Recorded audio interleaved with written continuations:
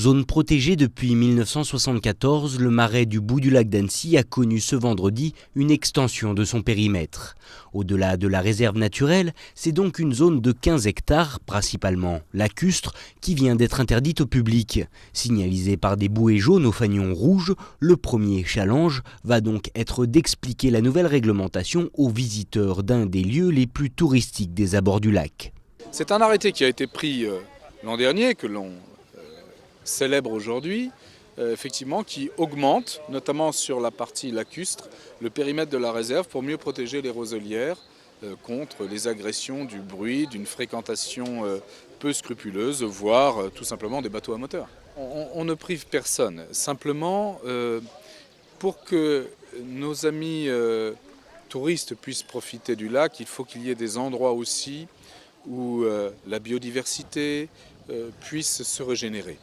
Car il s'agit là d'un enjeu important. Forte d'une grande biodiversité, les deltas de l'Ire et de l'eau morte sont notamment le refuge privilégié de nombreuses espèces d'oiseaux, de reptiles, d'amphibiens et d'insectes. Des milieux fragiles et qui doivent aussi évoluer au fil des années.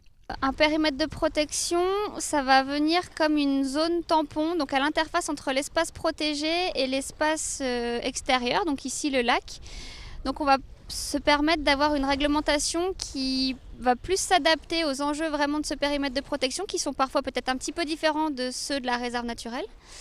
On aurait pu élargir les limites de la réserve naturelle, mais ça aurait demandé alors une procédure qui remontait au niveau national. Et ici, le périmètre de protection nous permettait en fait de travailler avec les acteurs locaux. La validation de la commune de Doussard était un paramètre nécessaire pour faire naître le projet. Donc on a préféré choisir cette voie. Laissés autant que possible en libre évolution, les forêts, les cours d'eau et les zones humides sont toutefois placés sous une étroite surveillance. Si l'idée est bien sûr de sensibiliser le public à la sauvegarde de ces milieux sensibles, un non-respect de l'interdiction de se trouver dans le périmètre de protection pourrait quand même faire l'objet d'une verbalisation par les forces de l'ordre.